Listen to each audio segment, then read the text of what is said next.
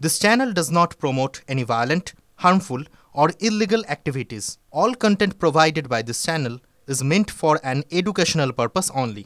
এবার একটু বাংলাদেশের পরিস্থিতির দিকে নজর রাখা যাক। বাংলাদেশের ছাত্রদের অভ্যুত্থান দ্বিতীয় স্বাধীনতা, আর এই স্বাধীনতা রক্ষা করতে হবে। অন্তর্বর্তীকালীন সরকার তৈরির আগে ঢাকায় পৌঁছে বললেন মোহাম্মদ ইউনূস। আজ দুপুরে প্যারিস থেকে শাহজালাল বিমানবন্দরে নামেন তিনি। তাকে স্বাগত জানাতে বিমানবন্দরে হাজির ছিলেন সেনাপ্রধান ও বৈষম্য বিরোধী ছাত্র আন্দোলনের কর্মীরা। ছাত্র আন্দোলনের শহীদ আবু সাইদের কথা বলতে গিয়ে আবেগতাড়িত হয়ে পড়েন ইউনূস। পাশাপাশি আইন শৃঙ্খলা পরিস্থিতি স্বাভাবিক করতে সাধারণ মানুষের কাছে হামলা বন্ধের আহ্বান জানান নোবেলজয়ী ইউনূস। বাংলাদেশের সংবাদ মাধ্যমের খবর অনুযায়ী ইউনূসের ফেরার সময় ধরে নিয়ে আজ রাত 8টা নাগাদ অন্তর্বর্তী সরকারের শপথ গ্রহণের প্রস্তুতি নেওয়া হয়েছে। নতুন সরকারের 15 জন সদস্য থাকতে পারেন বলে মনে করা হচ্ছে। আর সদস্যদের বেছে নিতে ঐক্যমতের জন্য বিভিন্ন পক্ষের সঙ্গে আলোচনা চালাচ্ছেন ছাত্র আন্দোলনের লিয়াজো কমিটি। প্রতিটি মানুষের মনে গেঁথে আছে, এটা কেউ ভুলতে পারবে না। কি অবিশ্বাস্য একটা সাহসী যুবক, বন্দুকের সামনে দাঁড়িয়ে আছে, এবং তারপরে থেকে কোনো যুবক, কোনো যুবতী আর হার মানে নাই, সামনে গিয়ে গেছে এবং বলছি যত গুলি মারো, মারতে পারো, আমরা আছি। তো যার কারণে এটা সারা বাংলাদেশ জুড়ে এই আন্দোলন ছড়িয়ে গেছে।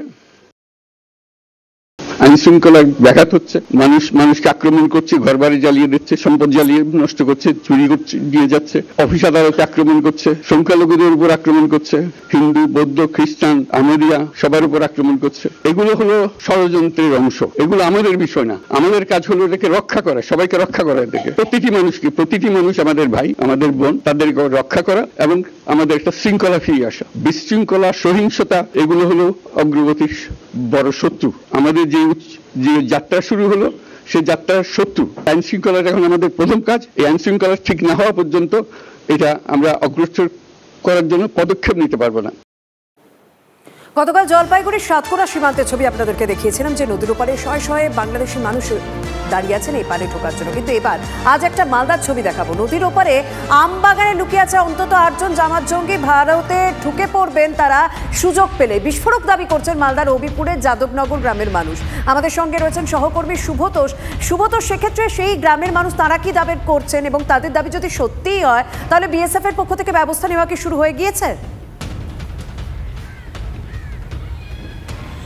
দেখো, ইতিমধ্যে এই গ্রামের মানুষ, গ্রামবাসীরা, মহিলা সহ সকলেই তারা কিন্তু বিষয়টা বিএসএফকেও জানিয়েছে এবং তারা নিজেরা যেহেতু বিগত কয়েকদিন থেকে বাংলাদেশের এই অগ্নিগর্ভ পরিস্থিতি হওয়ার পর থেকেই তারা নিজেরা সারা রাত জেগে পাহারা দিচ্ছে। কারণ যে এলাকাটা দিয়ে আমরা গেছি এবং যেখানকার প্রতিবেদন আমরা তুলে ধরেছি সেই জায়গাটা কিন্তু বিএসএফ প্রায় সময় থাকে না, মাঝে মধ্যে এক আধজন জওয়ানকে দেখা যায় এবং ওটাই হচ্ছে মহানন্দা, যার এপারে রয়েছে হবিবপুরের যাদবনগর, ওপারটাই হচ্ছে চাঁপাইনবাবগঞ্জের ভোলাহাট এবং সেই ভোলাহাটের সেখান থেকে কিন্তু নিয়মিতভাবেই ক্যাটেল স্মাগলিং, আর্মস স্মাগলিং এগুলো তো হতেই থাকে এবং বিভিন্ন সময় সন্দিগ্ধ যে সমস্ত ব্যক্তি বা সন্ত্রাসবাদের সঙ্গে যুক্ত এমন কিছু ব্যক্তিও কিন্তু খুব সহজেই আনাগোনা করে।